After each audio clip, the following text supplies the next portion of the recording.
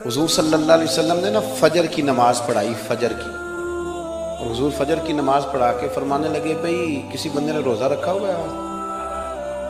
حضرت عمر کہتے ہیں رات کو میرا ارادہ تھا رکھوں، پر سویرے پھر میں نے گرا دیا، نہیں رکھا۔ حضور نے دوسری دفعہ پوچھا بھئی کسی نے روزہ رکھا ہے؟ تو حضرت صدیق کے اوپر نے ہاتھ کھڑا کیا، عرض کی یا رسول اللہ میں نے رکھا ہوا۔ آپ حکم نہ دیتے تو نہ بتاتا، پر روزہ رکھنا بھی آپ نے توجہ دلائی ہے تو حکم بھی آپ کا بتاؤ تو بتا دیا۔ حضرت عمر کہتے ہیں حضور نے فجر کی نماز پڑھائی، فجر کی۔ دوسرا سوال پوچھا بھی کسی نے کسی بیمار کی تیمارداری کی ہے؟ تو حضرت عمر کہتے ہیں میں نے فٹافٹ عرض کی یا رسول اللہ ابھی تو نماز فجر پڑھی ہے، تو اب گھر جائیں گے تو تیمارداری کریں گے۔ تو حضور نے فرمایا عمر تو ذرا ٹھہر جانا، جلدی نہ کر، ٹھہر نہ ذرا، رک تو صحیح۔ تو حضرت عمر فاروق رضی اللہ تعالیٰ عنہ فرماتے ہیں میں چپ کر گیا، حضور نے فرمایا بتاؤ بھی کسی نے تیمارداری کی ہے؟ تو صدیق اکبر نے ہاتھ کھڑا کیا، عرض کی یا رسول اللہ عبد الرحمن بن عوف رضی اللہ تعالیٰ عنہ 2-3 دن سے نماز پڑھنے نہیں آ رہے تھے، رات میں نے پتہ کرایا تو پتہ چلا بیمار ہیں، اور حضور مجھے یہ بھی پتہ ہے وہ میرا یار ہے، مجھے پتہ ہے رات کو جلدی سوچا پر تہجد میں ضرور اٹھتا ہے، تو حضور میں بھی ذرا فجر کا وقت جلدی اٹھا ہوں تو فجر میں آنے سے پہلے عبد الرحمن ابن عوف کی تیمارداری کر کے آیا۔ حضرت عمر کہتے ہیں میں نہ ہلکا ہلکا ڈھیلا پڑ گیا۔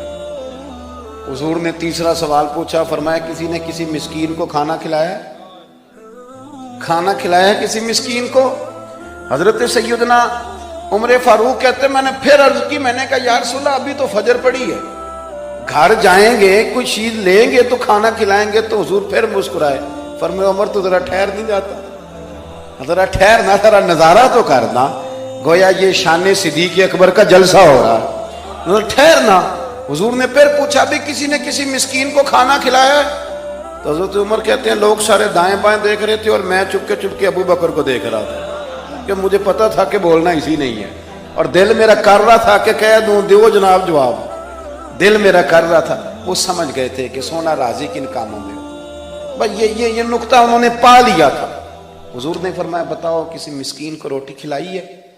تو جناب سیدنا صدیق اکبر نے ہاتھ کھڑا کیا، عرض کی یا رسول اللہ سویرے اٹھا ہوں تو چھوٹا بیٹا بھی اٹھ گیا تھا، اور میرے وضو کرتے سنت پڑھتے ماں سے کہنے لگا بھوک لگ رہی ہے، تو ماں نے 2 روٹیاں بھی پکا دی، تو حضور ایک اس نے کھائی دوسری اس کے ہاتھ میں تھی۔ جب ہم نکلے ہیں نا گھر سے تو دروازے پہ ایک فقیر کھڑا تھا، مسکین کھڑا تھا، کہہ رہا تھا رات سے بھوکا، کوئی دروازہ کھلنے کا انتظار کر رہا تھا، ابو بکر سب سے پہلے تیرا ہی کھلا ہے۔ تو حضور میں نا اس مسکین کو ایک روٹی کھلا کے آیا ہوں۔ حضرت عمر فاروق کہتے ہیں میں نے گردن جھکا لی، اور میرے رسول کریم نے فرمایا اے اللہ میرے ابو بکر پہ رحم فرما، اللہ میرے ابو بکر۔ وہ سمجھ گئے تھے، مزاج شناسات سمجھ آ گئی تھی کہ حضور کن باتوں میں، اور نہ اپنے اوپر وہ سارا کچھ طاری کر لیا تھا انہوں نے، طاری، ان کی ادائیں بالکل ڈھل گئی تھی نبی پاک کی اداؤں۔ 3 دن وہ غار ثور میں رہے تو ہمارے صوفیاء فرماتے ہیں کہ ان پر تجلیاں بھی پڑی محبوب کی معرفت کی۔ جب مدینے آئے نا نبی کریم کو لے کے، تو کچھ لوگوں نے حضور کی زیارت کی تھی، کچھ نے نہیں کی تھی، تو کچھ آتے تو نبی پاک کی دستبوسی کر کے بیٹھ جاتے، حضرت ابو بکر سے ہاتھ نہ ملاتے، اور کچھ صرف حضرت ابو بکر سے ہاتھ ملاتے اور حضور سے ہاتھ ہی نہ ملاتے۔ میری بات پہ توجہ ہے آپ حضرات کی؟ تو کچھ لوگوں کو نا شبہ ہونے لگا، وہ معاذ اللہ سمجھنے لگے کہ شاید یہی اللہ کے رسول ہے۔ حضرت صدیق اکبر یہ کیوں شبہ ہوا؟ تو ہمارے محدثین فرماتے ہیں کہ ابو بکر صدیق بولتے بھی اس طرح تھے جو میرے نبی پاک کا طریقہ، بیٹھتے بھی اس طرح تھے جو رسول پاک کا طریقہ۔ کہتے ہیں انہوں نے امامہ باندھا ہوا تھا تو جو امامے کا پیچ حضور کا ڈھیلا رہ گیا تھا ان کا بھی ڈھیلا رہ گیا تھا، اس طرح اپنے آپ کو مزاج میں ڈھالا تھا، تو من شدی من تو شدم، میں اس طرح ڈھالا تھا مزاج میں، اس طرح کہ کوئی فرق ہی نہیں نظر آتا تھا۔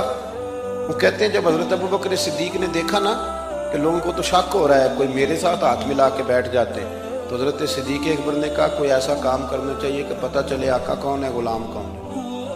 اٹھے، کندھوں پہ چادر تھی، وہ اتار کے نا تو حضور پہ سایہ کر دیا، لوگوں کو پتہ چل گیا کہ سایہ کرنے والا کوئی غلام ہے، اور جس پر سایہ کیا جا رہا ہے وہ آقا ہے۔ کیا خوبصورت نقطہ لکھا ہے مفسرین نے، شارحین فرماتے ہیں تھوڑی دیر کے لیے، تھوڑی دیر کے لیے، تھوڑی دیر کے لیے حضرت ابوبکر صدیق نے حضور کے سر انور پر اپنی چادر کا سایہ کیا تھا۔ اللہ کے رسول نے احسان کا بدلہ یہ دیا، نیکی کا بدلہ یہ دیا کہ قیامت تک ان کی قبر پر اپنے گنبد کا سایہ فرما دیا، قیامت تک گنبد کا سایہ کر دیا ان کے مزار پر۔